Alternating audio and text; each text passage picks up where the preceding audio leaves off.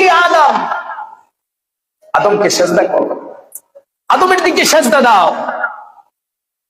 সমস্ত ফেরেশতারা আদমের দিকে মাথা নত করে সেজদায় পড়ে গেলেন।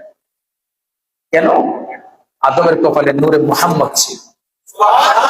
আরে জোরে কোন নবী সুবহানাল্লাহ। আদমের কপালে কি ছিল? নূরে মুহাম্মদ ছিল। সমস্ত ফেরেশতারা সেজদায় লুটে পড়লেন। ফাসাজাদু ইল্লা ইবলিস, মিস্টার ইবলিস ব্যতীত সেজদা দেয় নাই। ও অহংকারী, ও কি অহংকারী। ও বলছে যে আমি আগুনের তৈরি আর আদম মাটির তৈরি, আমার চাইতে ক্ষমতা বেশি নাই, আমি সমস্ত ফেরেশতাদের শিক্ষক, লিডার।